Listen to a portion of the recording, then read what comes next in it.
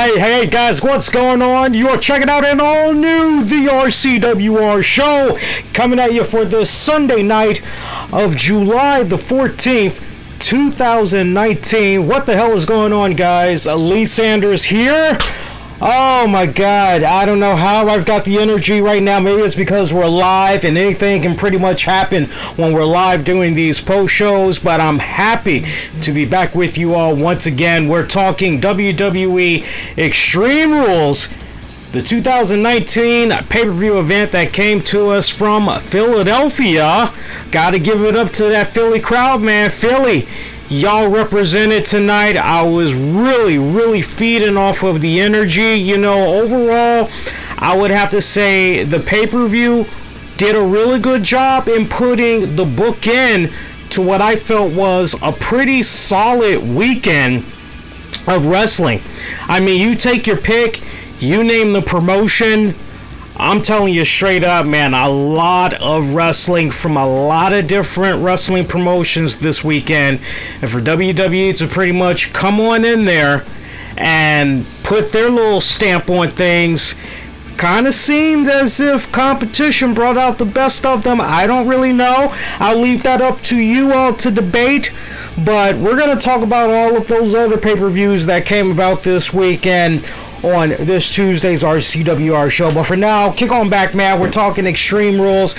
So look, man, and by the way, we do have a couple of polls up right now asking you all, what did you think about tonight's Extreme Rules? You can head on over to the YouTube Communities tab page and you can vote that way. We also got the Twitter poll that's up, so you could definitely go over there. Facebook had got launched as well, that poll. And something new that I've been teasing the past couple of weeks now. Y'all may have remembered, but you know, maybe y'all don't. Just a little friendly reminder.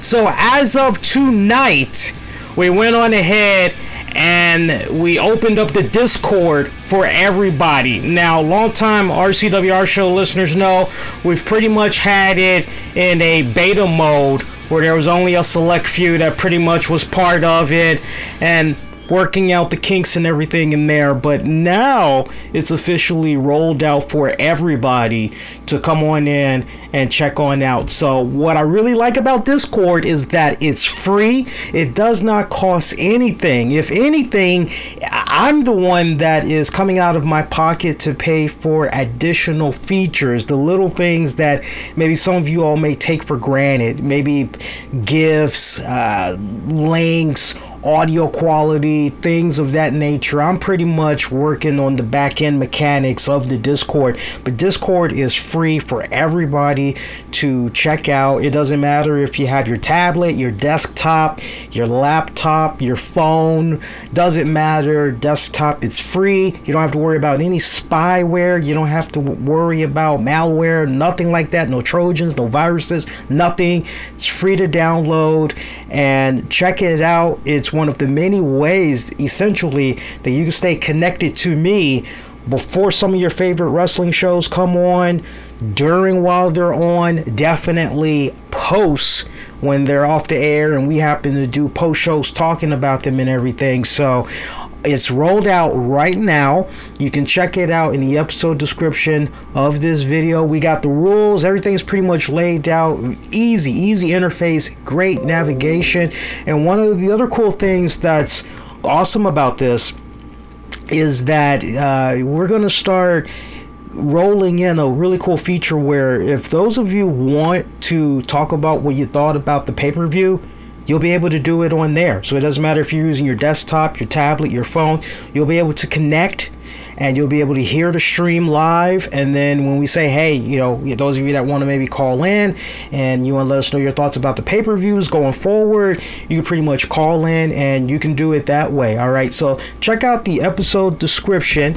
It's available right now. There's a link for you all, and say hello, do Mango. A lot of really cool people that's out there. So look, man, closing moments of that pay-per-view. I mean, we got the tease that Paul Heyman said, hey, Brock Lesnar is going to be here, and hey, come on, man, you can't do Extreme Rules here in Philly without me, Paul Heyman.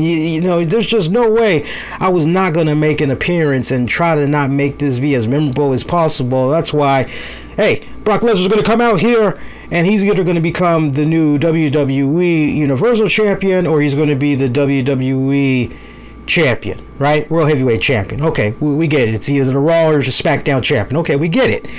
But then Paul puts a nice little spin to it and says, because you're so hyped, you're like, oh, we're going to get it. But then he turns it right back and says, it could happen.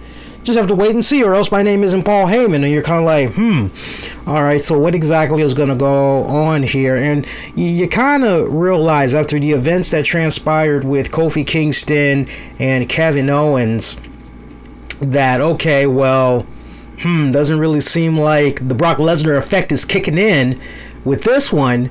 So by default, it's got to be the main event match, right? Right? Because it was one of those type of deals where you couldn't help but go, well, who's going to close out the pay-per-view? Is it going to be Kofi, or is it going to be the power couple? And if you said the power couple, you were absolutely right. Look, Lacey Evans, Baron Corbin taking on Seth Rollins, Becky Lynch. Great tag team matchup. I thoroughly had enjoyed that. Yeah, the stipulations that were at play on the line and everything. You know, you just really felt going into that match that by default, Seth Rollins, Becky Lynch were going to win that. But I think it was just more so the story of what they were going to tell to really get us to that point.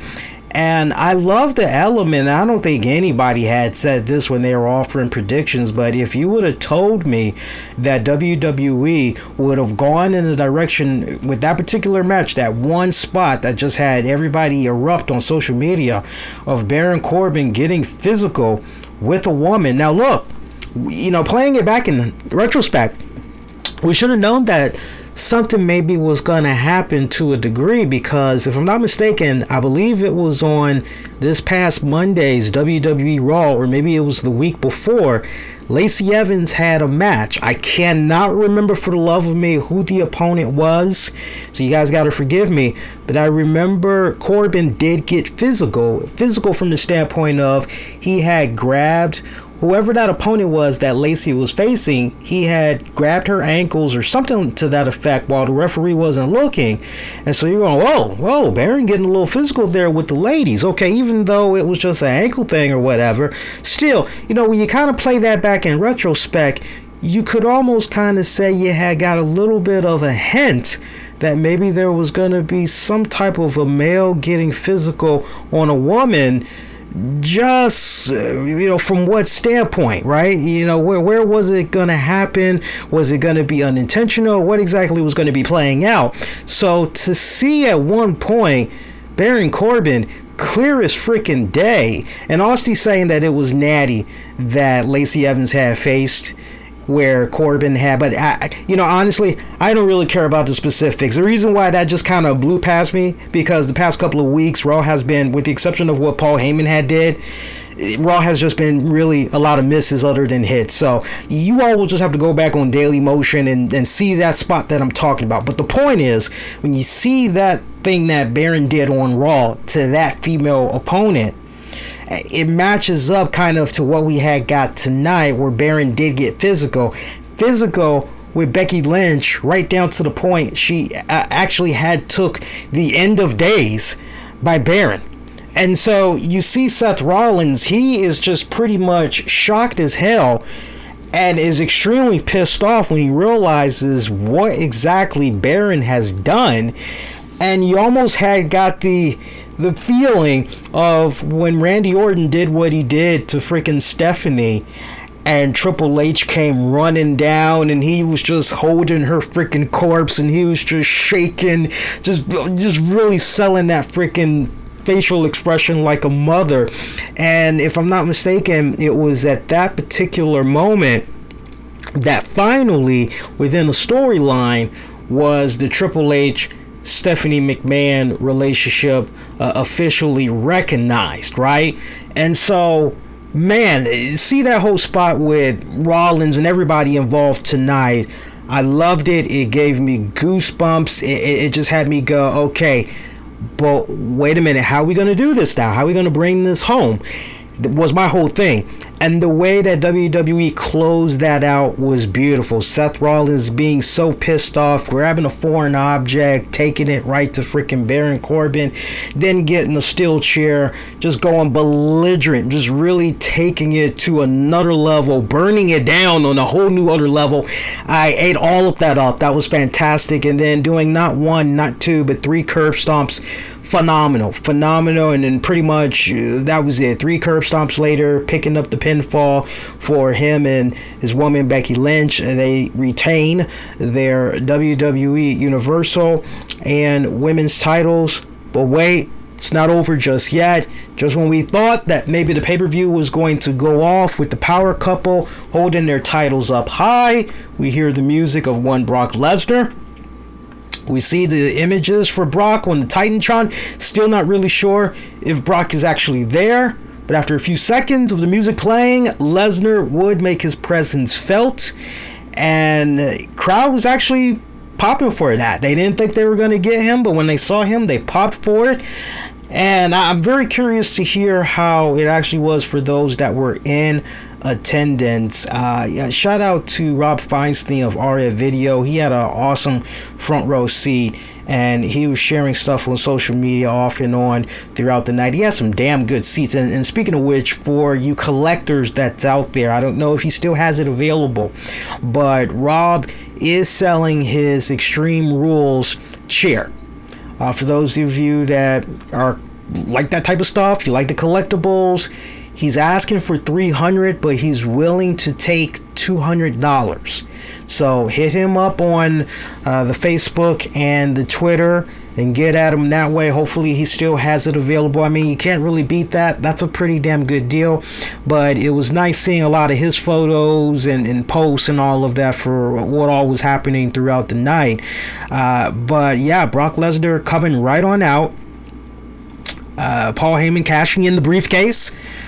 Brock Lesnar pretty much just going right to town, doing his signature trademarks, German suplexes and all that, followed up with the F5, 1, 2, 3. Brock Lesnar is our new WWE Universal Champion. Okay, so let's really take a step back now that we've put that out there, and let's just talk about that for a couple of minutes. I mean, I have been saying on this show for the past several weeks now, I just felt the way to go was for Brock Lesnar to eventually collide with Kofi Kingston.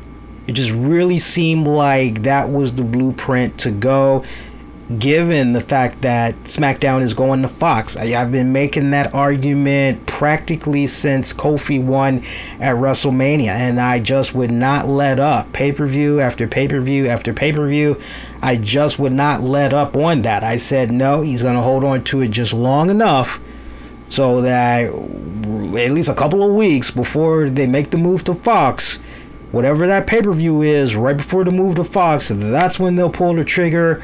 Boom, there you go. Lesnar's your guy. That way you're pleasing the Fox executives, and at the same time, you're also meeting that MMA demographic. Because remember, at least for those of you that religiously had checked out FS1 and everything, longest time there was that great relationship with the UFC and FS1. So there's still a market of an audience that's there. So I always felt that was the direction that you always should have gone. It made a lot of sense, right? And you know, the more and more I was very vocal about that, some of my other colleagues really started putting 2 and 2 together and saying the same thing. So you know, if you were part of that majority that honestly felt, nah, Kofi's okay, at least until the move to Fox, Lesnar takes it, you know, there's nothing wrong with that. You're not silly for thinking that in any type of form. It just made the most sense. It really, really did. But this move that they're doing with Brock Lesnar, the only thing that I can find to justify why they pulled the trigger on Lesnar and tonight, right? It's a two-parter. Why they cashed in tonight, and then also why did they go on ahead and do this like right now rather than later, a couple of things really come into mind right now. And I see some people saying, oh, you know, they're trying to sell SummerSlam. You could make that argument, you could, but let's take it a step further. I've always looked at the summer period of WWE being the period of, okay, families are out on vacation, kids are out of school, so they are either with their parents on that vacation or they are at camp. Everybody's not really staying indoors. They're enjoying the outdoors, right? So I've always looked at summertime as pretty much that down period for the WWE. Down period from the standpoint of, okay, while everybody is out, if you maybe wanted to do a little bit of experimenting with some key stars on the roster to see what type of reactions they could get from the crowd, just do a little experiment for a couple of months, right?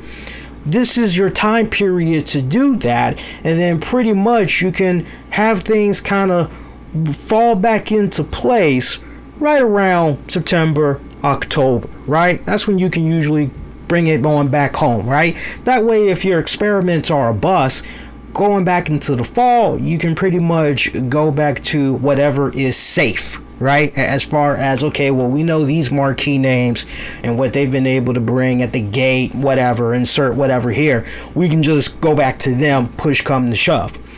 So I look at the ratings, which has been an issue for WWE with both shows, but particularly the Raw show. I look at the ratings, no mas, you know, it's not good. It's not good. They've hit too many lows this year for low numbers. And people that want to say, oh, you know, ratings don't matter, it's a big, you know, if ratings didn't matter and everything like that, USA executives would not be breathing down the WWE's neck. If ratings were not an issue, then you would definitely not see the likes of a Paul Heyman and Eric Bischoff accepting the positions that they have now with the company. All right, so let's just be straight up honest with that. All right, not gonna happen. All right, if ratings didn't matter, then those guys wouldn't be with the WWE right now. Okay. We have a little bit more insight on what's going on with Eric Bischoff as far as why he may possibly have taken this deal with the WWE. But we'll talk more about that on Tuesday's RCWR show. For now, just want to stick to the pay-per-view. Just stick to the pay-per-view, okay? So, for me, I look at the Raw flagship show. The ratings overall hasn't been that good. And then also history has shown that every single time Brock Lesnar makes an appearance, like if Raw is putting themselves in a position where they typically say, hey, next week Brock Lesnar is going to be in the house, usually that week that Lesnar is on, and it's been promoted in advance, that show does pretty good. He does bring in the numbers. Despite how some of us may feel with the same old shtick that he does in the ring, he still brings in the numbers. Like him, love him, hate him, whatever. You wish him death. You have to admit that. You go back, you do your own research, you see exactly what I'm talking about. All right? Numbers are in black and white. So for me, that's one thing that makes a lot of sense. It makes a lot of sense. The other thing that makes a little bit of sense to me as well is that with Paul Heyman in the position that he's in now, you know, it's very well possible that Paul Heyman could easily, you know, hey, I think XYZ, and how about, because remember, Vince McMahon supposedly is now trying to limit how many people is all in his ear as far as creative inputs and all that. So it's also a strong possibility that Paul Heyman may say, hey, you know, look, given the way things are kind of going right now, maybe we should go ahead, put the title back on Lesnar. You know, pretty much, I think that's the way we should go right now, okay? So there's a lot of equations that go into my mind when I look at what's going on with freaking Brock Lesnar being the new freaking champion right now. Those are just a lot of the elements. Do I even buy the indication of you got to have something for SummerSlam? I do, but you didn't necessarily need to pull the trigger on a Brock Lesnar with the title. You really didn't. You could have easily had Brock Lesnar still be incorporated with SummerSlam and just have him be involved in some type of a marquee matchup that has nothing to do with a title whatsoever. If you just wanted to have Brock Lesnar on the SummerSlam card, I don't really think this is all about SummerSlam, because when it's all said and done, WWE is going to get their money for SummerSlam regardless, just off of the network subscriptions, the trials that they're offering, the pay-per-view buy rates, because people are still forking out the money for the pay-per-views. I just saw a report the other day that said there was about 1,500 to 1,600 pay-per-view buys for the Slammiversary event. And when you add that up at like $40 a pop, you know, there's pretty much your math right there. I think it's like $56,000 or something like that Impact Wrestling was able to bring in off that. So I mean, when you factor all of those elements in for this upcoming SummerSlam, they're going to get their money regardless. So it really doesn't matter who exactly is on the card and where, if it's for a title or not. WWE is going to get their money because SummerSlam, the name itself, has sold for so many years. It's not even funny, okay? But those are just some of the elements that I kind of get the indication of maybe this is why this move had went down. I mean, be honest with yourselves. How many times have we all sat here and said, man, Raw's kind of right?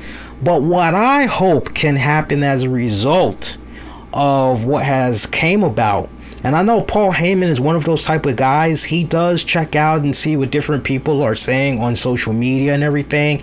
And I've been known over the years to rub a couple of elbows with certain people in the WWE. I know some of the things that I've said over the years. It's ruffled definitely certain talents on the roster. So I say that not to give myself a pat on the back or anything like that, so don't take that the wrong way. The point that I'm bringing up is that there are wrestlers from some of your favorite promotions and management personnel that will go on social media and they will make their rounds seeing what different podcasts are saying about the product, particular wrestlers, things of that nature, right?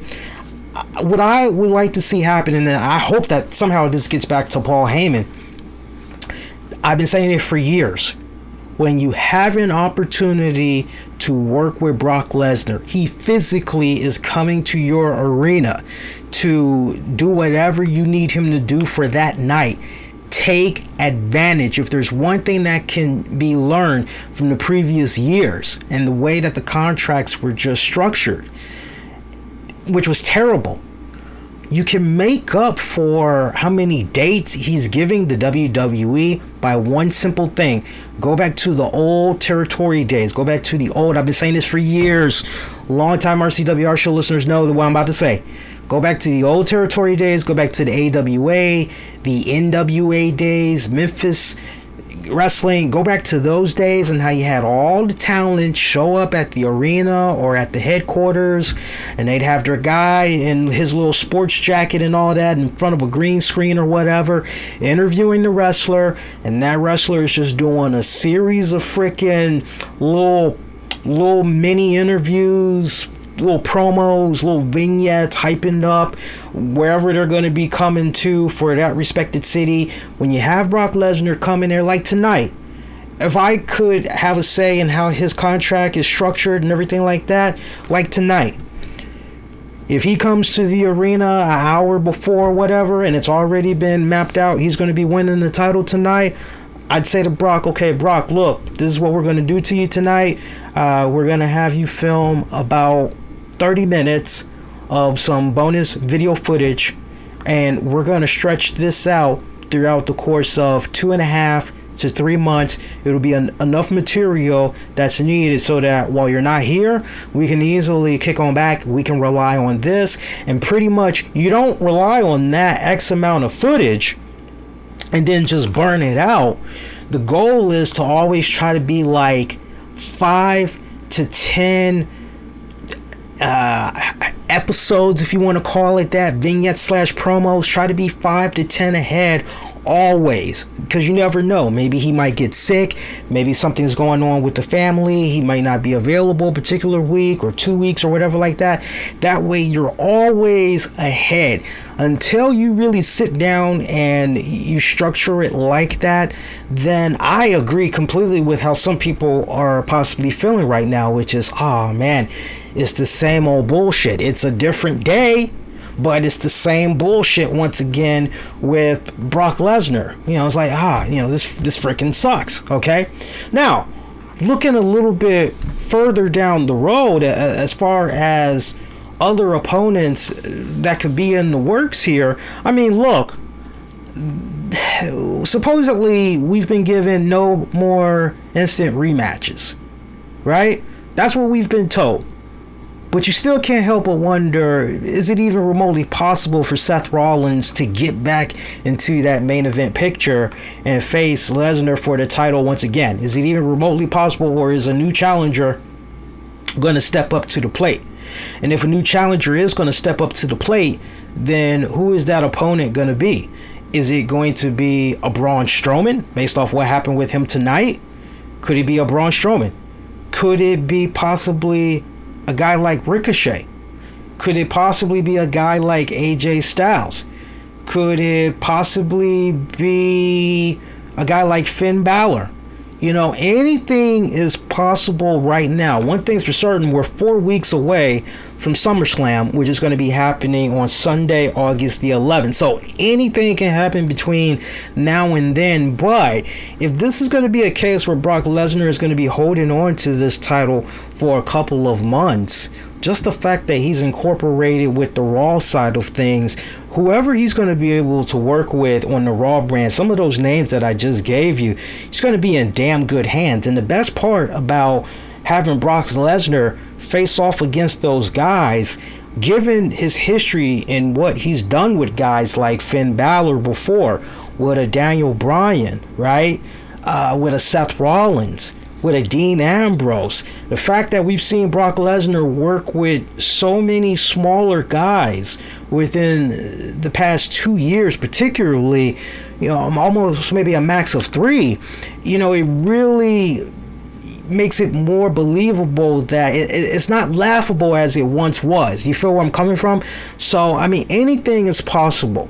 If you ask me straight up what I personally would like to see happen, for the longest time, I felt that when Brock Lesnar was about to get that opportunity at the championship, somehow Brock Lesnar just kept dicking him, right? He just kept screwing him. And, I mean, there's definitely unfinished business right there. So I would love it if maybe somewhere between now and the very near future, that's something that happens and Brock Lesnar basically gives the rub off to Strowman, especially if the reports are true that Strowman, WWE upper brass management, they realize they fucked up with Strowman and they want to try to get him back to good, right? Maybe that explains what went down tonight. But that's just my thoughts about that main event match. I mean, I think everybody would be in agreement. The main event match was good. The spot with Lesnar was a little bit, I'm not going to be so quick to take a massive shit on it just yet. And my advice to everybody else would be, don't take a shit on it just yet. Just kick back and let's see what's going to happen with the roadmap going into SummerSlam. But then most importantly, post SummerSlam, let's see what happens. And then let's come back and pretty much judge from there. We had the Extreme Rules Kickoff show. That was pretty good. Sam Roberts, Charlie Caruso. Who else was part of that? Jonathan Coachman, Beth Phoenix. Great. They all did good. They really did good. Beth Phoenix really. I was feeling Beth Phoenix's shirt, by the way. I think she was pushing the Marshmallow Man there from Ghostbusters. I love retro shit like that. That's fucking badass, right? They did pretty good with the pre-show. We did have a couple of pre-show matches that came about. We saw our first pre-show matchup, which was Shinsuke Nakamura defeating Finn Balor for the Intercontinental title. For me, an extremely short match. And it seemed like the match ended right when their chemistry was really, really starting to brew. I mean, I just felt as though, man, if you could have just given these two men at least 10 more minutes, just 10 more minutes, that would have been perfect. But this match, it was barely 8 minutes, if even that. It was barely 8 minutes long. For me, I had a problem with this match. I had a problem from the Finn Balor standpoint. I did not like the fact that Finn Balor has been off TV for a couple of weeks. He's pretty much just made sporadic appearances here and there. Balor, and it got to the point you actually forgot who the hell was holding on to the IC title. I know my black ass did, and then it was, oh yeah, it's Finn Balor. Okay, cool. So when you find out a couple of weeks ago where his next feud is going to be coming from for the IC title, and you see it's Nakamura, you're going, oh, okay, all right. Two New Japan Pro Wrestling dudes going at it? Okay, yeah, this should be a freaking instant classic. And to do this match and do it in such a way where you almost kind of technically jobbed out Finn Balor to Nakamura, that just really rubbed me wrong. It really, really did. And I just can't help but go, okay, that's great that Nakamura won the Intercontinental title. By the way, I see there is some very poor information that was put out there on social media, and it kind of ruffled Chris Jericho's feathers pretty badly, I would think, because some fan had tweeted out, congratulations to Shinsuke Nakamura. He's the first guy ever to win the Intercontinental and the United States title. Right, wait a minute. What about a guy like maybe Chris Jericho, if even he was the first? Like what the fuck? What the fuck is going on here? And everybody was just like, dude, what the hell are you watching? Now, some people may be rightfully under the impression, well, hey, maybe Chris Jericho has been whitewashed. I hate to use the word blackballed, and I kind of like to use, whitewashed, whiteballed, or whatever. Maybe he's been whitewashed, whiteballed by the WWE, right? Maybe he's been erased and, whatever. But I just looked at that and I had a nice hearty chuckle because I'm seeing the amount of retweets that this person was getting. I'm like, that's the wrong information that we're putting out there, right? Let's make sure we're kind of putting the right information out there, or don't speak about it at all. If you don't really know, just be like, I don't really know, somebody enlighten me. I would rather you go in that direction. But what's next for Finn Balor? I mean, he pretty much just got jobbed out. For me personally, if there's some type of a way he can hook up with freaking the club, I would love to see that. Matter of fact, I had put out a really cool tweet earlier tonight. I said, if Paul Heyman has got enough stroke and he can make the club officially be a thing, as far as who all could consist of the club, I personally would love to see, look, just think about it. You've already got AJ. You've already got Carl Anderson, Luke Gallows, right? I would love to see Ricochet be put in there. I would love to see Finn Balor get in there. I would also like to see Big E get up in there. And I would like to see Nia Jax be a part of that. I think that would be a very interesting stable. Right? Now, some people may kind of look at some of those names and say, nah, I'm not really. I think for the most part, I don't think anybody would have really that many issue with those names that I just went with, okay? But, if Paul Heyman, I'm telling you, to not do something with the club, you're missing out on buku's money. You're missing out on buku's money. You need that new... what's that new stable? What's that new thing that's got people going a bit crazy? What's got them, shut up and take my money, right? It was the Shield, right? Currently, it's the Undisputed Era, right? So you kind of need that next thing. New Day is still doing relatively very well, but you kind of need that next new thing. So hopefully something can kind of happen there where they can, add those pieces, or at least come in agreement that, okay, yeah, we really need to make this club be a thing, and we need to add some more members into it. Who all can we add into it, right? But yeah, I hope that's what's next for Finn Balor. I do, because again, until WWE tells us otherwise, that's it for instant rematches, right? So if that's not it for him, then you can't help but kind of wonder, well, what's next? Is maybe he gonna have a marquee matchup at SummerSlam? Is it possible that he may take on the WWE champion, right? Kind of can't help but wonder how that's going to go. But next matchup that was on the pre-show, we had Drew Gulak defeating Tony Nese to retain his cruiserweight title. That was another match that was relatively short, about the same length as the first match that we just talked about. You know what? That was really no surprise for me whatsoever. I had expected Drew Gulak to successfully retain. They did pretty damn good in their matchup. Oh, but hang on a second here, guys.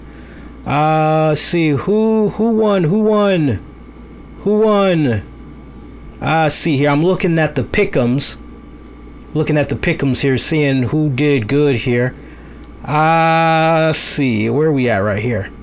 Hang on, I'm just seeing how I did tonight. Not bad. I did 7 out of 10 tonight. Not too shabby. 7 out of 10. Where are the matches that I didn't do good? 1, 2, 3. Yeah, I see the 3 now. Yeah, I really was expecting to go in a different direction there. Yeah, Drew Gulak, Tony Nese. I can't really say anything more about that matchup, sadly. Again, that was another one of those cases where short matchup. Really wish that one would have went a little bit longer. My whole deal is with some of these pre-shows, do you really need to take up about, I'd say 45 minutes just to make your point? You're telling me you can't dedicate maybe 35 minutes to talk and let the rest be for 1 to 2 matches? I mean, to each its own, but for me, I think with these pre-shows, more time you can put in some of these pre-show matches, the better. Honestly, the better. Now, with regards to those matches that I was just talking about, as far as maybe one of those matches or both of those matches should have made it to the actual card itself, no. For pre-show matches, those were fine right where they are. Actual pay-per-view event we go, things had kicked off. And we heard about this right before the pay-per-view had came on.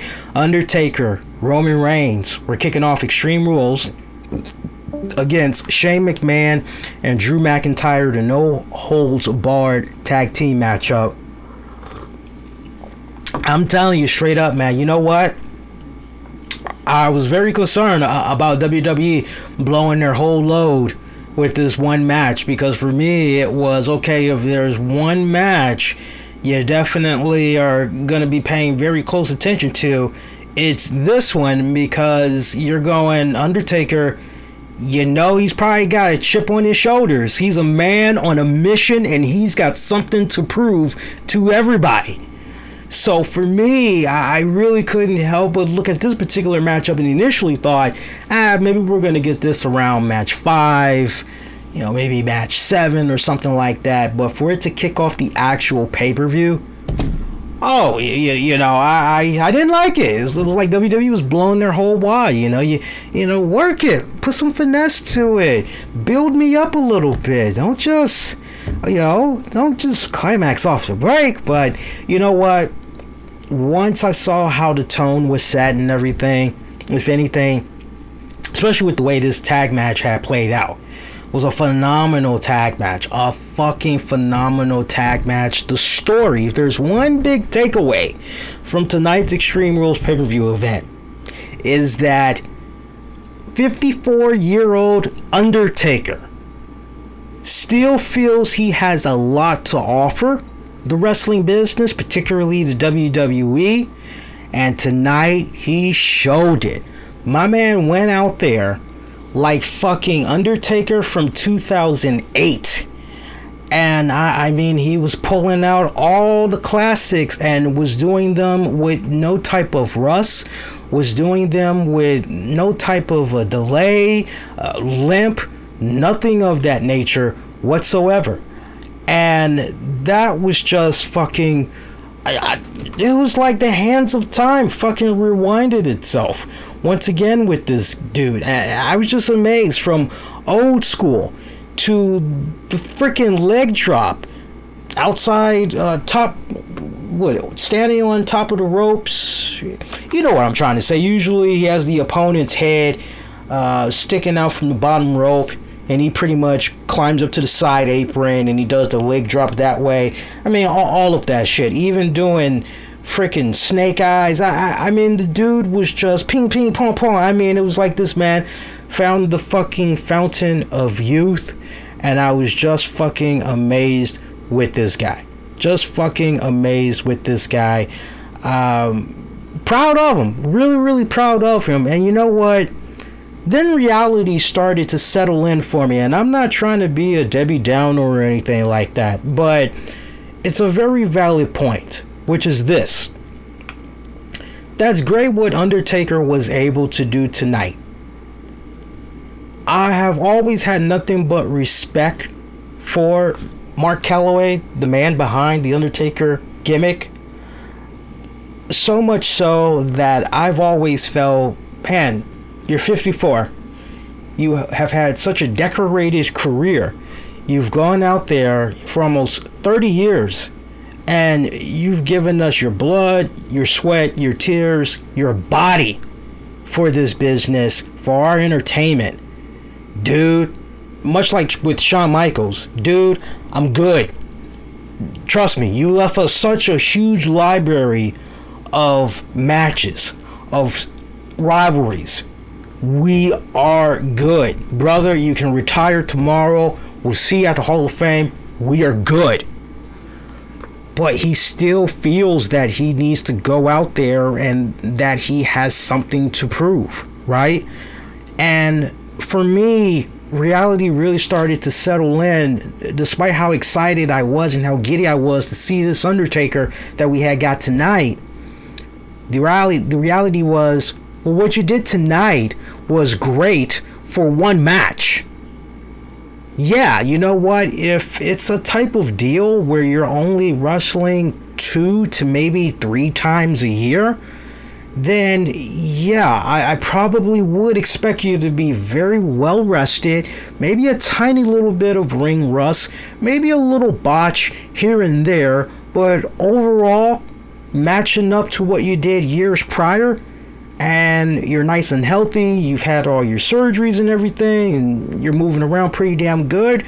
Yeah, this is what I'm expecting of you. I'm expecting you to hit a home run, right? So I think the real question becomes, look, can Undertaker do what he's doing right now on a full-time schedule? That's a question that everybody needs to ask themselves. And I think unanimously, we all are going to say, no.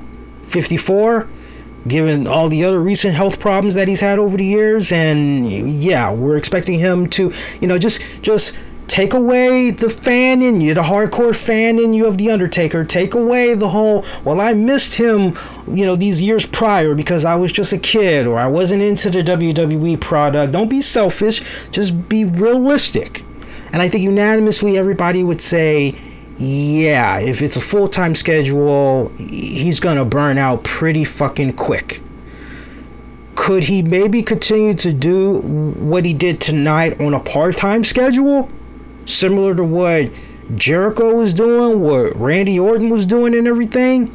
I don't really know. And the second part to that question is, does Undertaker, would he entertain doing a part-time schedule? Is that something he would be interested in, right?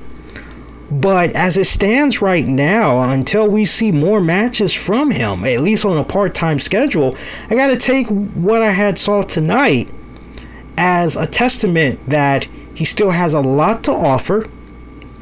He still has a couple of great matches in him. What happened in Saudi Arabia, I mean, hey, self-accountability, right? That's what I always talk about on this show. Self-accountability. I'm sure Undertaker definitely takes self-accountability for some of the stuff that happened in his match with Goldberg at the last Super Showdown.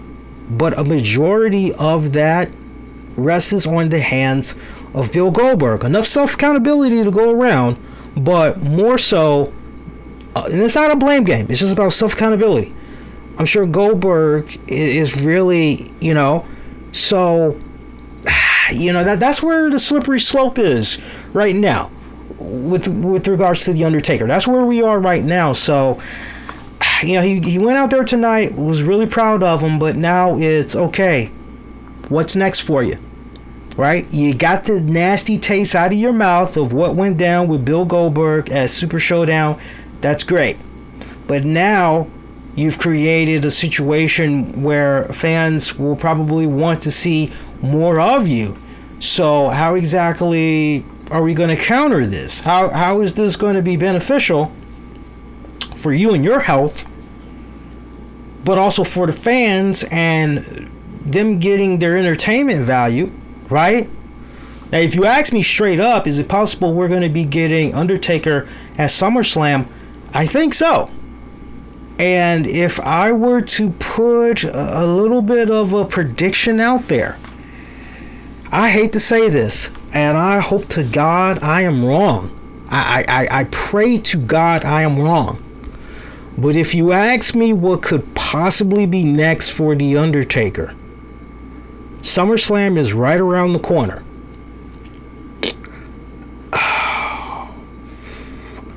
Unless you can do a situation where Drew McIntyre has unfinished business with The Undertaker, and that's pretty much going to be your SummerSlam matchup.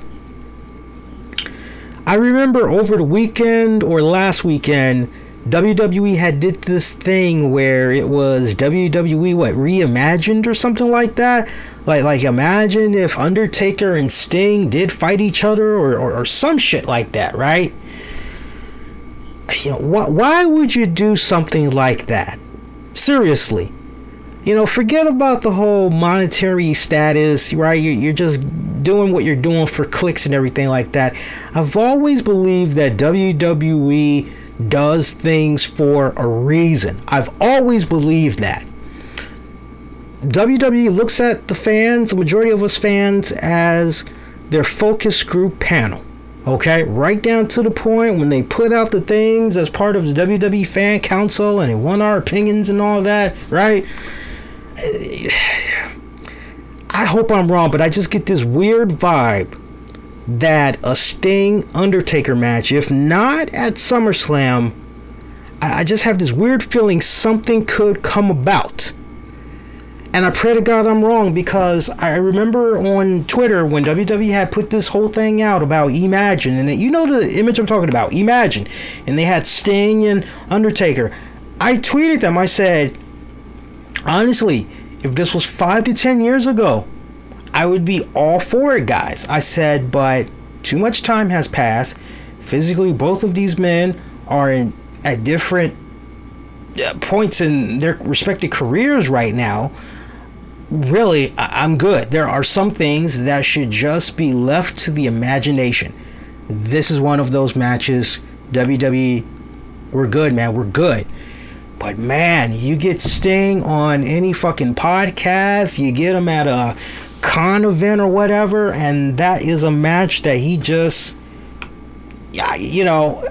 probably the only question I have not heard Sting flat out say, because everybody is going, oh, if you could, have the match, the one question I have yet to see anyone ask Sting is, hey, if Undertaker, Vince McMahon, and Paul came to you and said, hey, we want to do this match, we know you've had X amount of time away, do you feel as though you can train, get yourself, in in-ring shape, and would you be willing to do this match? Just a one-time deal. Do you think you can do it? Do you think your body can hold up and do it?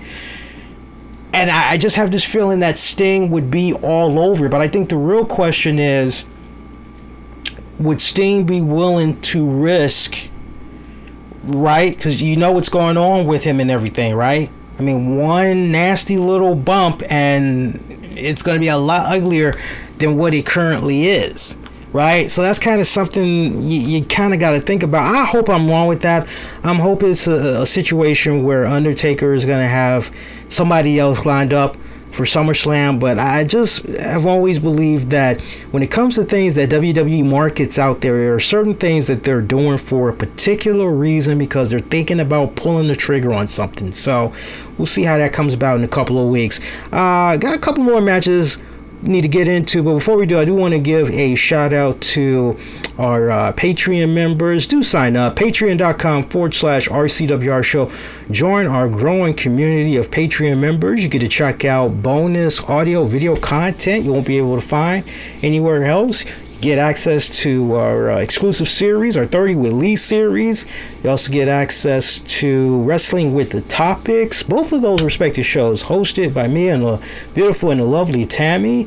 Love going all over the place on those. Check them out, man. You also get some bonus RCWR Show episodes as well, audio and or video. Patreon.com/RCWR Show. Want to recognize some of our Patreon members, man, because without their kind contributions and everything, you know, what they do kicks ass, man. What they do really fucking kicks ass.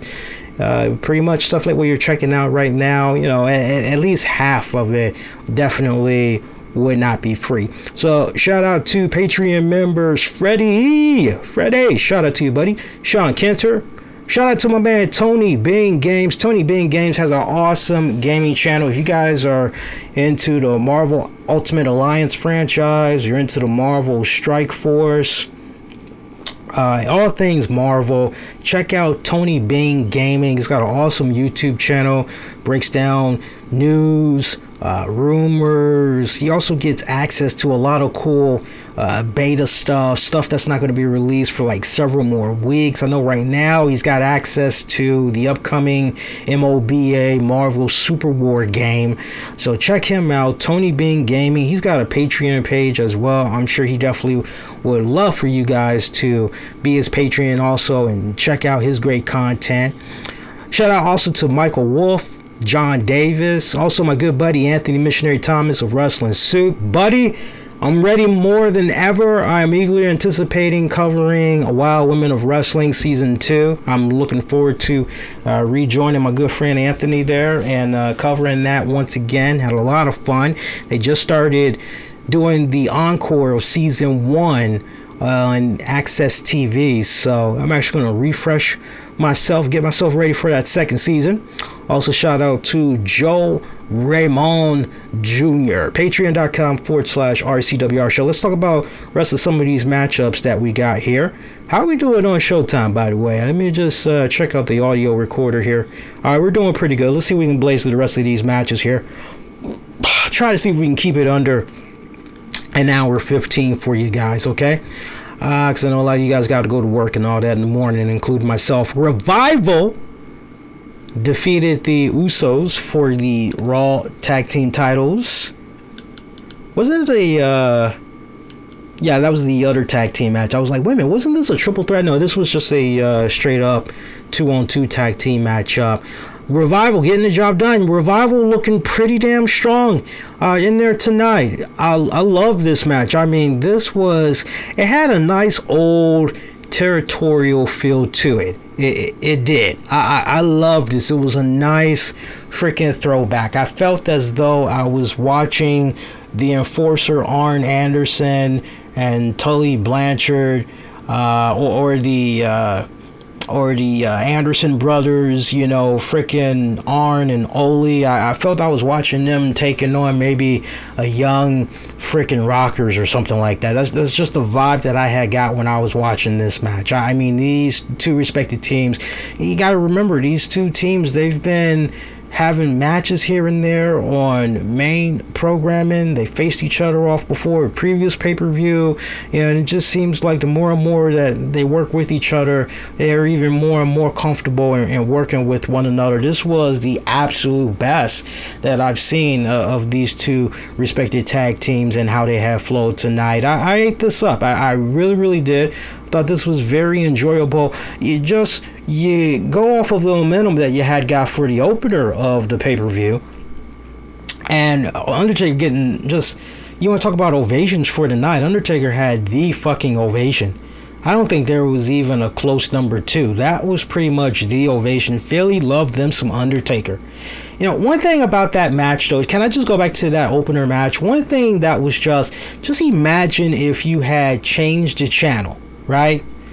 And you saw Undertaker, Roman Reigns, Drew McIntyre, right? But then later on, you see Elias. And you're like, okay, which one's Undertaker? Which one's Roman Reigns? Which one's Drew McIntyre?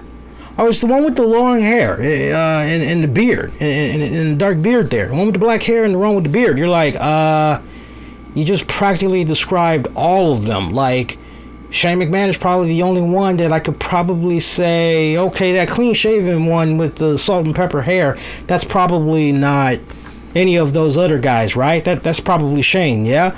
Man, way too many dark-haired, long-haired, goatee bearded individuals was in there for me. By the way, how rude of me. I didn't even talk about the closing moments of how that matchup between Undertaker and Roman Reigns taking on Drew McIntyre and Shane McMahon had ended there. I humbly apologize about that. Before we go to that Raw Tag Team title match, let me just close out how pretty much that one wrapped up. Elias, I just teased it earlier. Elias, he did come out. Was a little bit of a equalizer / handicap. Let's call it for really what it was. Trying to put a handicap in favor of Shane and Drew McIntyre. Eventually, Taker hits him with a choke slam. He's also in the ring, you know, standing tall and everything. He does the cutthroat. Looks like he's getting ready to end it all. Drew McIntyre is behind him. He is ready to deliver a Claymore kick, try to send this baby on home. But right when Taker turns around, Roman Reigns actually catches freaking Drew McIntyre with a spear. Undertaker is looking at Roman Reigns kind of like, the hell just happened? Oh, okay, that makes sense now. And Roman's like, hey, you know, let's end this. So Roman pretty much, who was it? I think Roman had scooped up, who was it, Shane or Drew? No, it was Shane. Reigns grabs Shane, sends him flying into the Undertaker. Undertaker is getting ready to do the Tombstone Pile Driver, but you could tell with the way Shane pretty much went into Undertaker and the way Taker was trying to pick up Shane wasn't quite ready. And you can see Taker, he kind of broke character a little bit, kind of like, no. And it was almost kind of like, no, we need to do this right, you know. And I guess he kind of knew that if I just execute it like this, Shane's going to be fucked up. So he actually kind of put Shane on his feet again temporarily while Shane was still in the hold position by Taker. Picked him up again, set it up properly, boom. Tombstone Power Driver, 1, 2, 3. Undertaker, Roman Reigns picking up the W. Post-match, Undertaker looking at Roman, patting him on the back, telling him, it's your yard now. Thought it was always his yard, but hey, whatever. And that pretty much was it. Raw Tag Team titles, we just told you, Revival, they retained over the Usos. Just told you that was a pretty damn good matchup. Closing moments of that one, we saw Dawson come in. They pretty much had connected with the Shatter Machine to pick up the victory and retain their titles that way.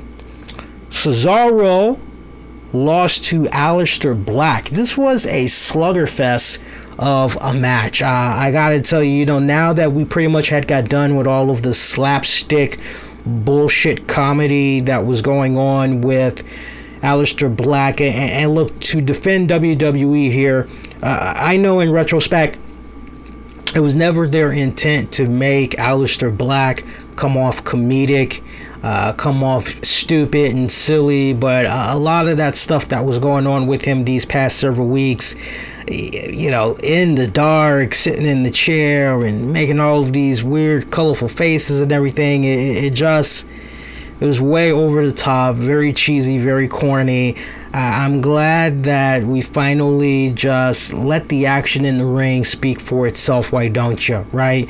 And these two men, it was an instant classic with these two. I loved watching these two guys so much so I would love to see a rematch with them at SummerSlam. That's how goddamn impressed I was by the chemistry of these two men. I mean, they flowed so fucking well together. As far as like match that was one of the most technical, I won't say this one was one of the most technical. I would say from a strike brawl aspect, this was that match. As far as technical, most technical of the night, that would be a Ricochet AJ Styles matchup, right? I would definitely give it those respected nods. But what Cesaro and Aleister Black had did, I mean, this was a no-brainer for Aleister Black to come in here and pick up the W, because it was almost kind of as if WWE was doing a bit of a reset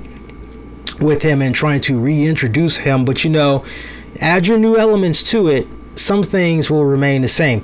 The entrance, the Count Chocula entrance, and you hear the freaking with him, you know, ascending from the ground or whatever, the pike and all that is still in effect. Visually, it's great. I really don't care about the freaking sound effect thing there. I really don't, because visually, I get it, right? He's this gothic, kind of comes off vampirish, whatever. I get it, right? I don't need all of that other shit. It's just overkill. Yeah, these two guys, they flow really fucking good. Closing moments of this one, Aleister Black. Oh my god, by the way, what about that one sequence there? I can't believe I almost forgot about that spot. Wasn't there a spot where, yeah, it was. It's coming back to me now. There was a spot where I think Aleister Black was somehow on the shoulders of Cesaro. I mean, just a great sequence of counters that they were doing. That was also another thing that stood out to me, aside from it being a straight up pure strike brawling type of a matchup. Also the countering sequences that these two were doing to one another. That shit was fucking magic, man. Fucking magic.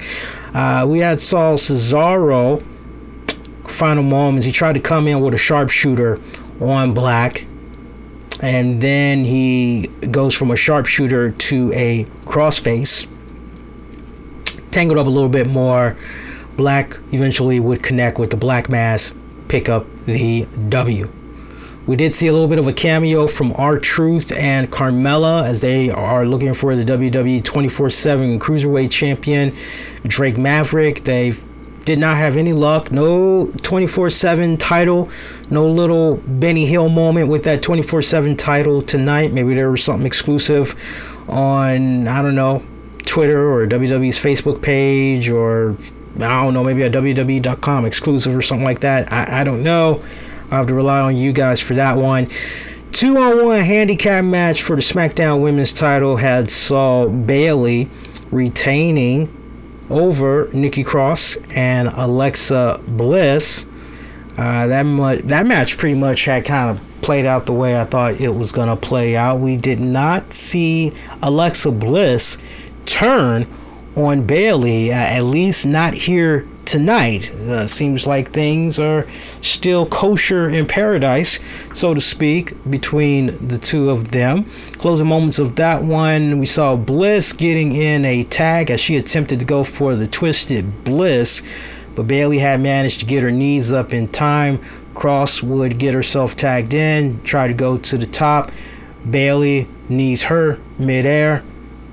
Bayley would then follow up to the top rope, connects with the flying elbow on Cross, picking up the retain that way.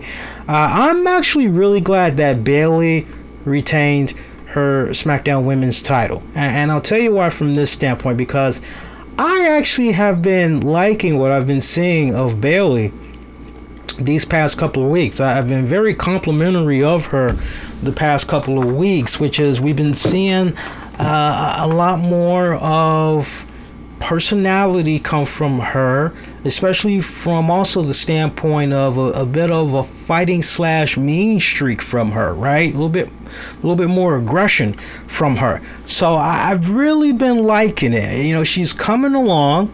The promos have definitely gotten a bit better, right? Could still use a little bit of work, but they're getting a bit better. And I tell you what was the FS1 show that she did this week that had a lot of people talking? The girl that was interviewing her, and she was shocked to find out that the WWE superstars are driving themselves around, because she was under the impression maybe they would have chauffeurs and all that. And then the talk of the CBA, collectors bargaining agreement, was brought up and everything. And just the way Bayley had conducted herself in that interview, and man, there was such a fucking opening there from a PR disaster standpoint.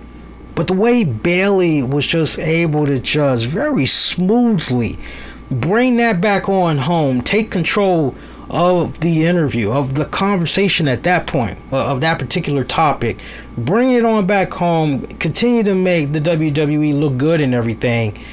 That was fucking awesome. I got to give her a lot of props in how she had handled that.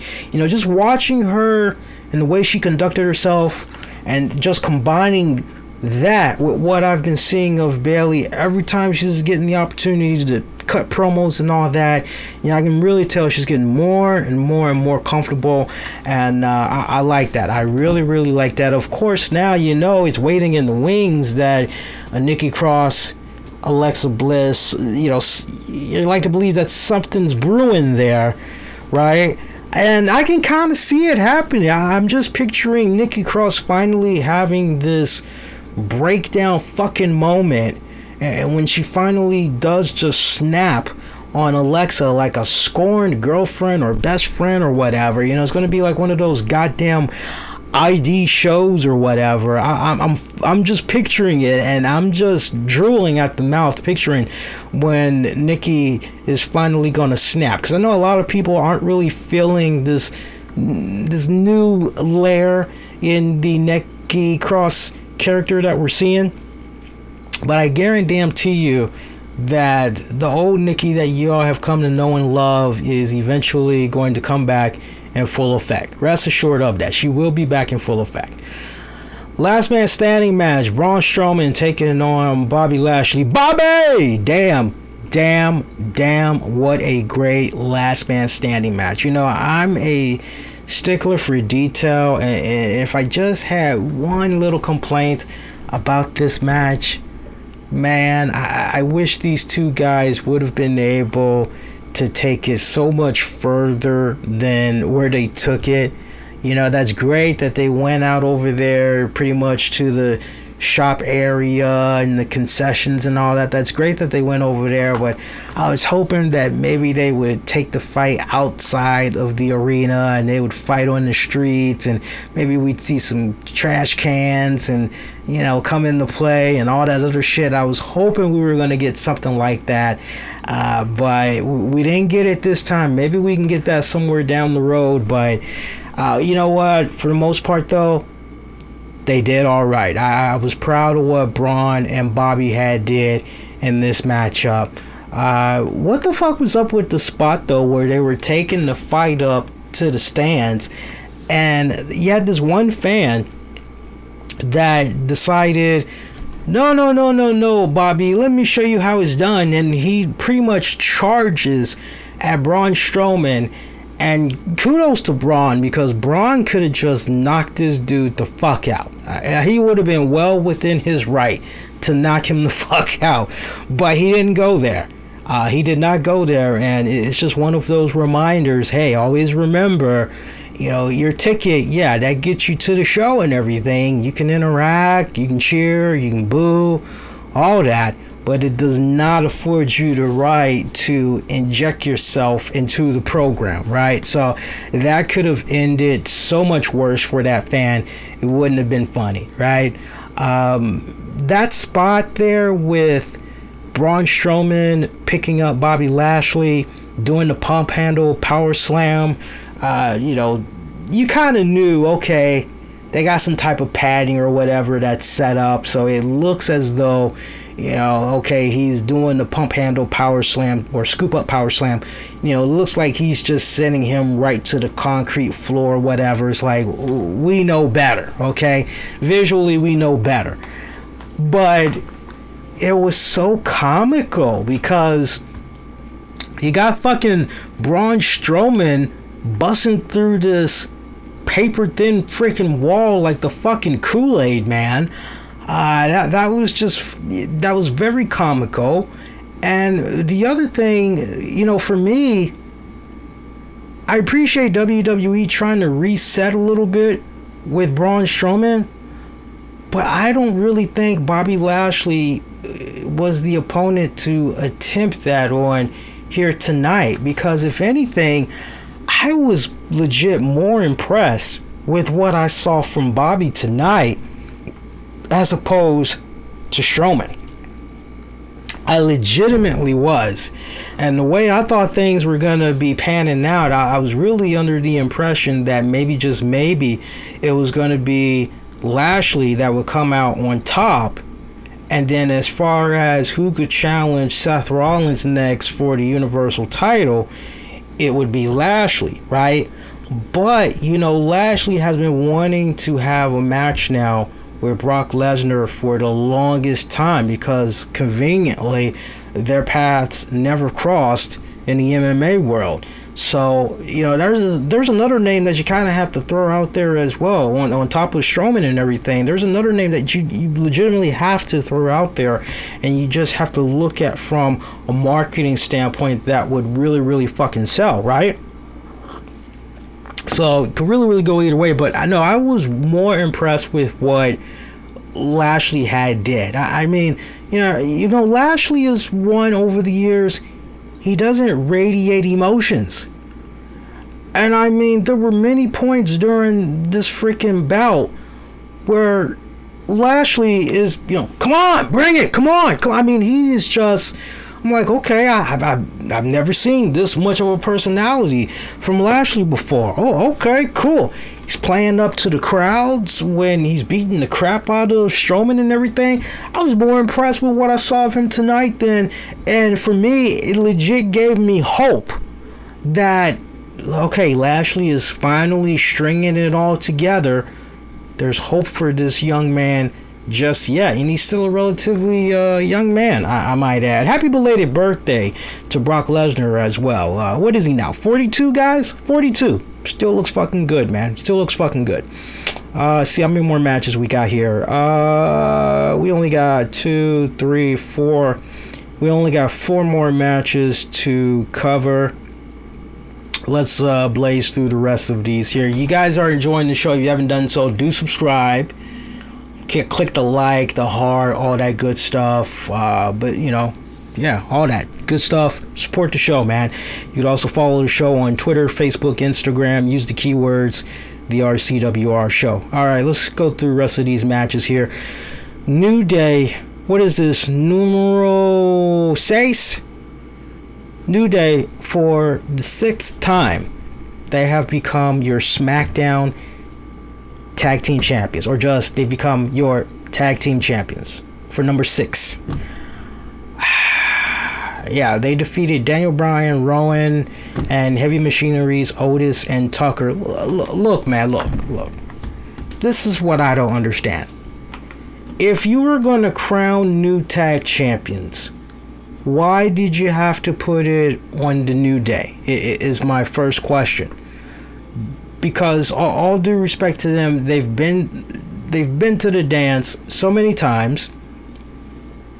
The feuds that they've had with people over tag belts over the years, right? Heavy Machinery, I'm not just saying this. Those guys, respectfully, they really, really grew on me. I've become a big fan of theirs in the past couple of months. And for me, it just really seemed as though tonight was the night to pull the trigger on Heavy Machinery.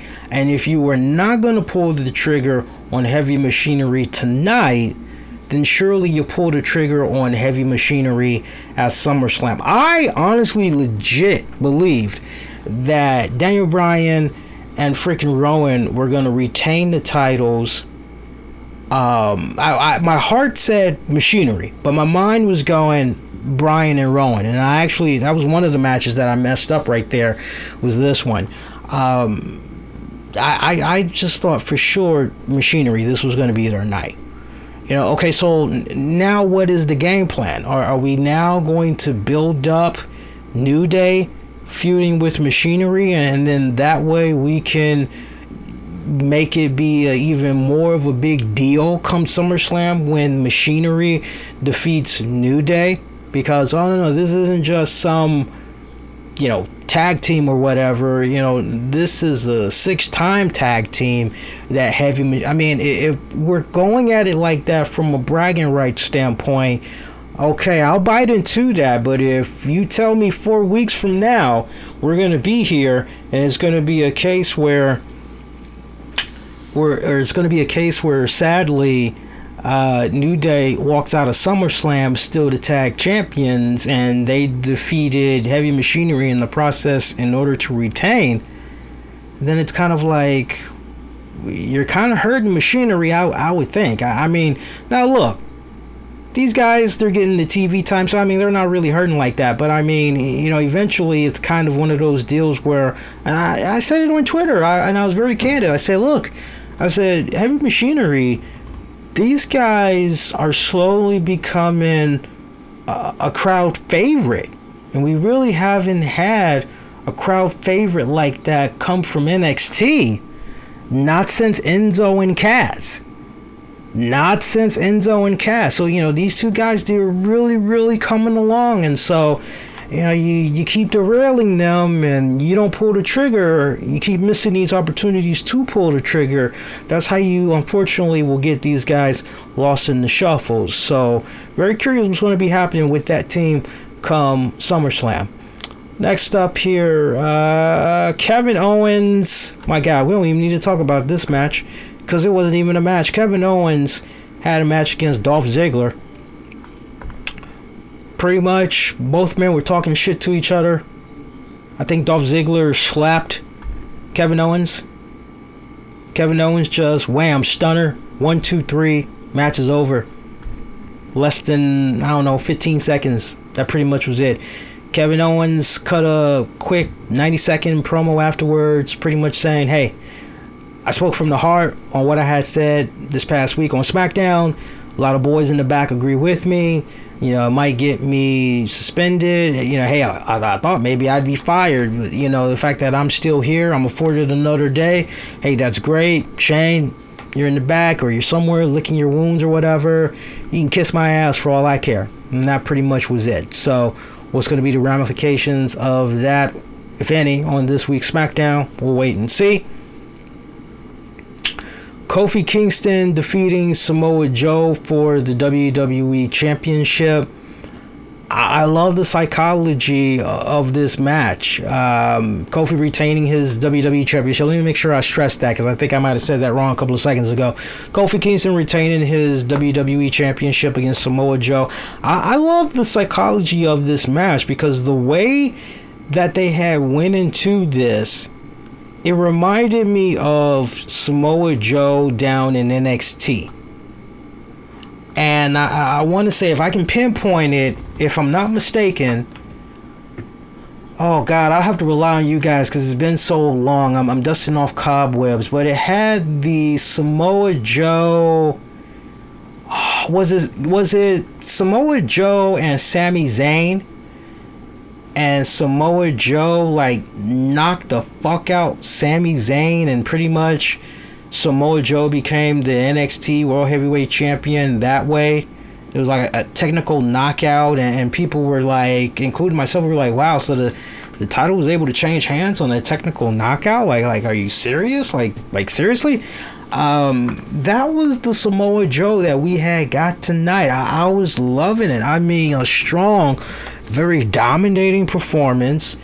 Joe was just having his way with freaking Kofi Kingston during this match. This was a very short match too, mind you. This match didn't even make it fucking 10 minutes. Being straight up with you guys, this match did not even make it 10 fucking minutes.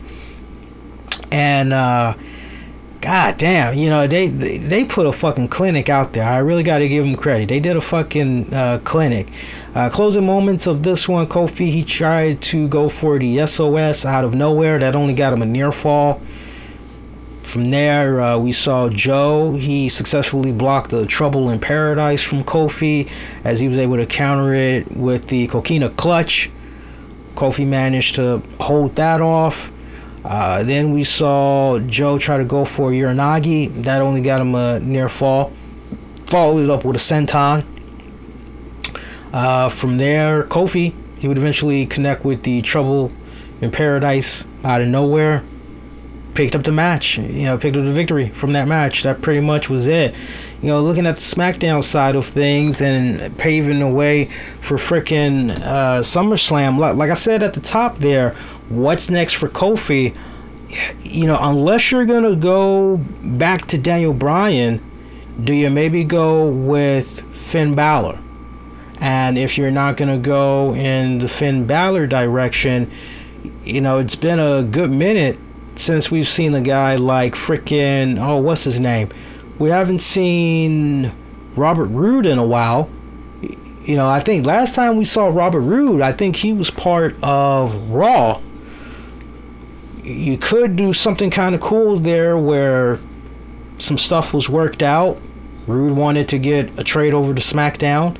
If you want to try to not necessarily reinvent, because he's already shaved his beard or whatever, but if you want to try to add some more new layers to Robert Roode, sending him to SmackDown, maybe having him feud against Kofi. Hey, look, nobody's going to expect him to win the title, but it would definitely elevate him a bit more, right? You could definitely maybe go in that respected direction. Then another thing that you kind of have to think of is, I'm still just kind of picturing what's going on the SmackDown side of things. You don't need Dolph. Dolph Ziggler is who I was thinking about. I'm sorry, guys. You don't need Dolph Ziggler back in that picture again. God, I would need to see the SmackDown roster right now. It's not going to be Nakamura against Kofi. So you could pretty much forget that. Trying to picture who else is all on. Do you maybe go with Shelton Benjamin? It kind of seems like they're doing something new with him. Do you maybe do something with Shelton? That's kind of an interesting one right there. Or do you maybe go with a champion versus champion match? Kofi Lesnar, a non-title matchup. Just let it be a special attractions matchup. Do you maybe do something like that? Or do you maybe do a situation where you do a match champion versus champion, winner takes all, both titles are going to be fused into one? I personally don't like the idea of, two world heavyweight champions running around. From the male standpoint, I particularly don't like that. So it would be kind of nice if you could just have one champion kind of go back and forth between both shows, especially getting all the kinks worked out when you get ready to make the move to Fox, right? So a little bit to think about from that standpoint right there as well. Ricochet taking on AJ Styles for the US title.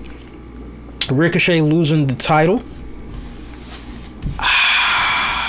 That was a damn good matchup. That for me was the most technical matchup, hands down. That was definitely the most technical of the entire card.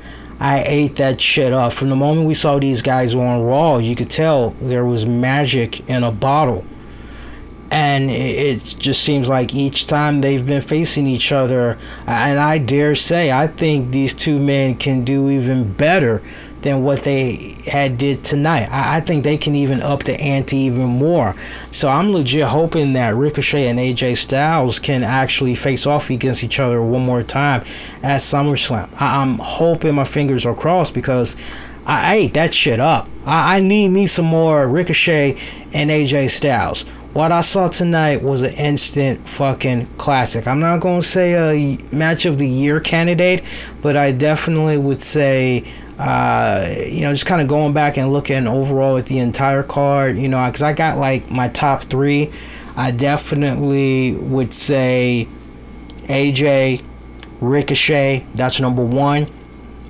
Number 2 goes to the tag match with Roman and Undertaker, but that was more so because of the performance that Undertaker was able to give, just from the offensive standpoint. That's where I really, really was like, holy shit. Aleister Black and Cesaro, that would be my third one. My fourth one, very close to being in my top 3, but my fourth one would definitely be Strowman and Lashley, and that's exactly the order I would fucking put it. As far as everything else that happened on the card tonight, those would be the 4 standout matches in my mind that really fucking kicked ass. But AJ, Ricochet, what they did tonight, man, I'm really proud of those dudes. I really, really am. They flowed so well together. You know, it was almost like, even though we've seen them only face each other a couple of times leading up to now, you know, just a handful of times within recent weeks, it just feels like we've been watching these guys almost fight in other feds. I mean, that's literally how it felt when we watched them tonight. It really felt as though there was a long chronicled history, rivalry between these two men, and I ate this shit up, man. Ate this shit up. Closing moments of this one is going back and checking my notes here.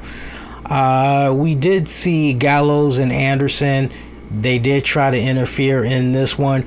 Ricochet, at one point, he was trying to attempt a high-risk maneuver from the top rope. But freaking Anderson got in the way, actually distracted the referee or whatever. And Ricochet drops him. Gallows would then follow up, punches the hell out of Ricochet.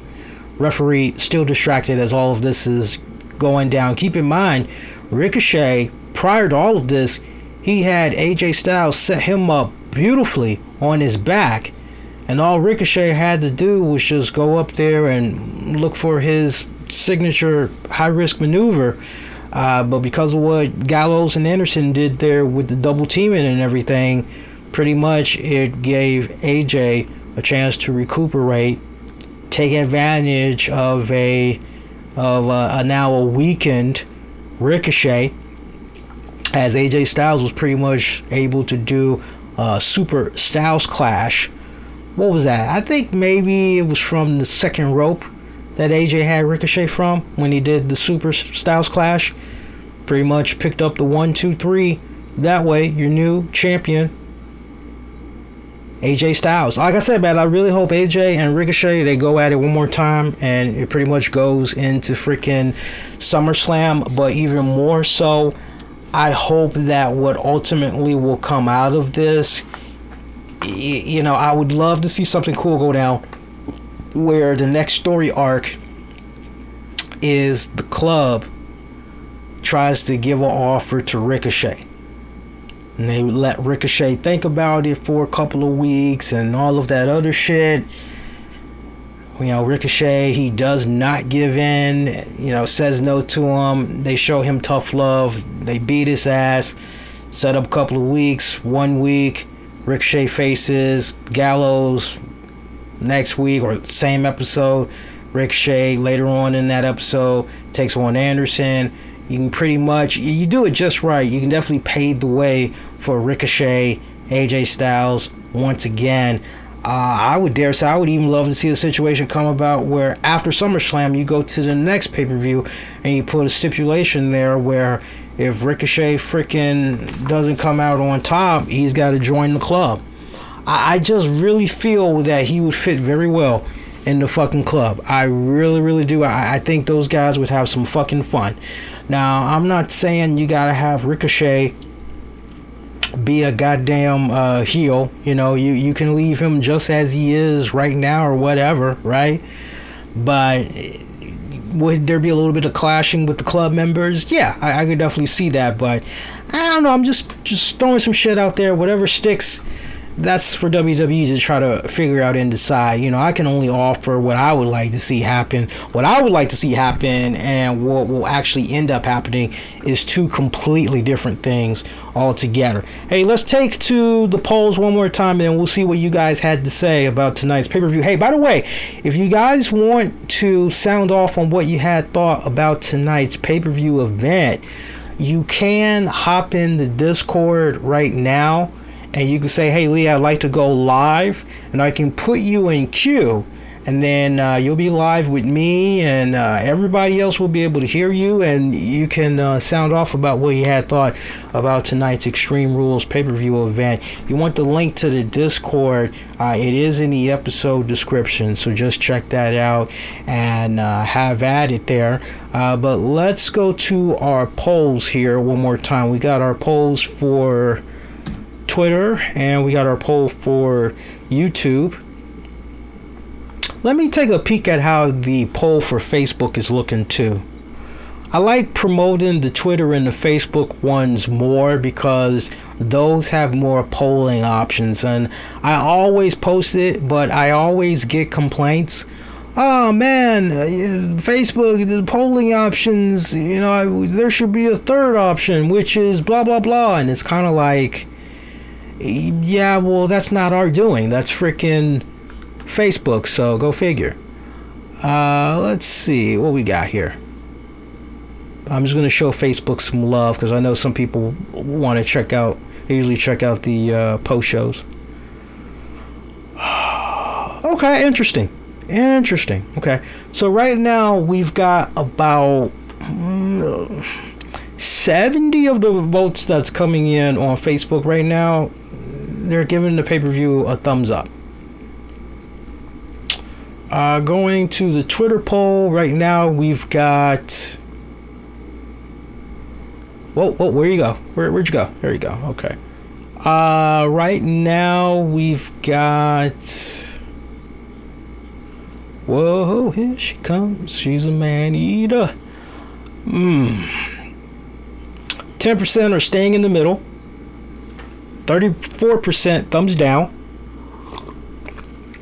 55% are giving the pay-per-view a thumbs up. Once again, on Twitter, 10% staying in the middle. 34% thumbs down. 55% thumbs up. And let's see what's going on with you guys via YouTube here. I gotta refresh this again. See here. I don't know how I landed on that page. Let's see here.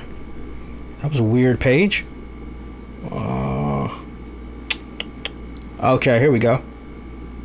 13% did not watch the pay-per-view, but will. 40% of you, wow, that's overwhelming. 40% of you so far are staying in the middle with regards to this pay-per-view.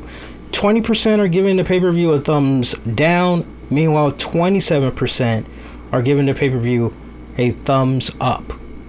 If you did not vote yet, take your pick. You can either vote on Facebook, Twitter, or YouTube.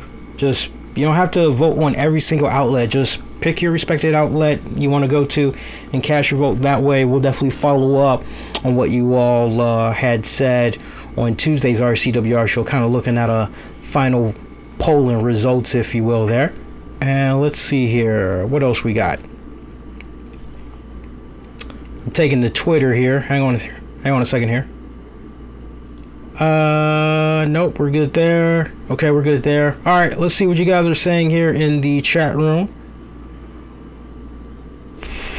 David says, I wouldn't be surprised if somehow they turn the New Day and have Kofi face Roman. Please no, but I would not be surprised. Okay, that's a nice idea.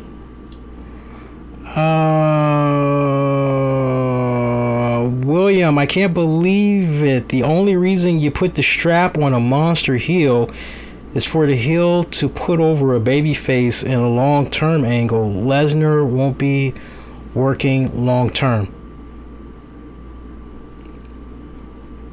I'm not going to even comment on Sasha Banks, Steven. I mean, you know what? That you guys got to give me a lot of credit. I know there's other podcasters, they go with the whole Sasha Banks, latest gossip and all that. You know what? It is what it is. I try to focus on what's pretty much usually fact. I'm not tripping over Sasha Banks. I know there's a lot of fans especially from males that they got their fucking jet rags just salivating at the thought of Sasha Banks. But you know, for me, that's just, she's either in the company or she's not. You know, for me, surprise me. You know, if she is coming back, good. If not, it's like, hey man, when it's all said and done, you know how WWE is. These people that come and go and they leave for whatever reasons, bitter or whatever it is that's going on, when it's all said and done, they are just gears that's part of a machine. The machine is going to continue to keep on going with or without them, right? So I would rather deal with that as it comes. Let's see here. What else we got here? Jock, I saw Brock cashing the briefcase. If I was WWE, I would start saying that now both Rollins and Lesnar has cashed in Money in the Bank briefcases on each other. Yeah, I would literally say the same thing as well. But what would the end result out of that be? You know, you only keep saying something like that if you're going to go into another program with those two men. You know, so, you know, you can say that, but there also needs to be a reason behind saying that, not just from a, hey, here's a cool fact standpoint. You know what I mean? Let's see what we got here. Going through some more of what you guys had said here.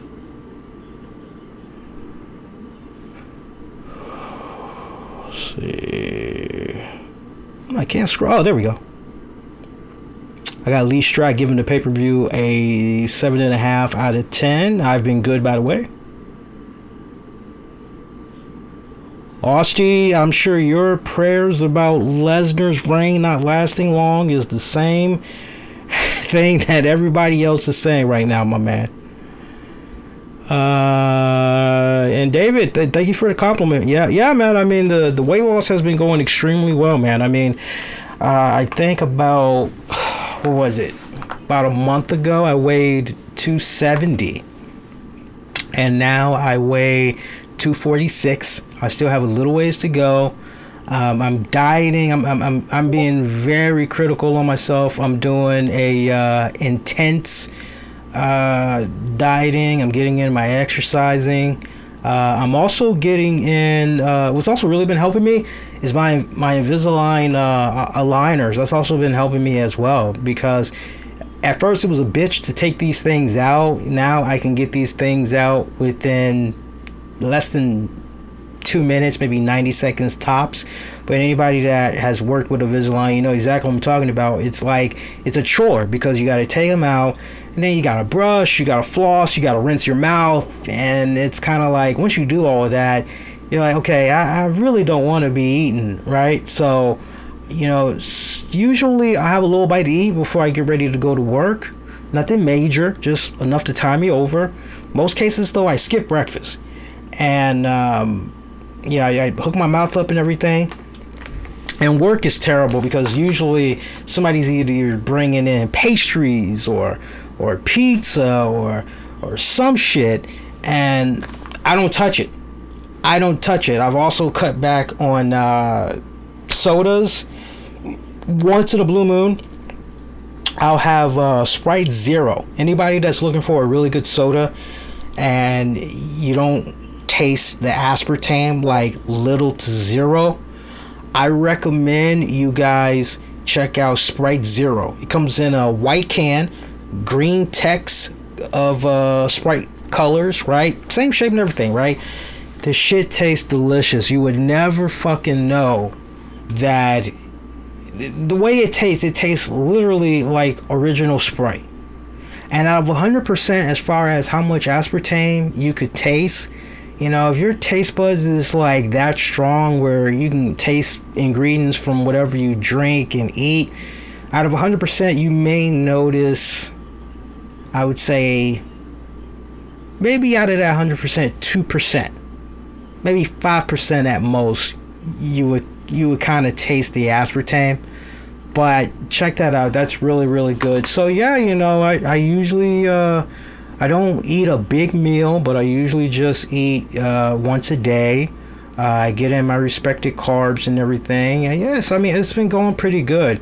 The goal is to get down to 180 just in time for the wedding next year. And I can't wait. I feel good. I have more energy. No complaints, man. No fucking complaints whatsoever, man. I'm loving it. I'm fucking loving it right now. See what else we got here. See here. Checking out. Hey, man, shout out to everybody popped up in the Discord, too, man. Freddie. I just saw Freddie. Cody, what's up, Cody? I'm actually dreading the New Day breaking up because every time a team splits, it's a feud. Can you remember the last time, other than injury or release, a time where a team split up and it turned out well for all members? I can, actually. That's a cliffhanger for Tuesday. The bottle's silver and there is a slight difference. Silver? What are you talking about? Bottle silver? Nah, my can was white. I don't know what you're talking about. My can was white. Matter of fact, I can actually pull it up right now for people before we get ready to go. Sprite Zero.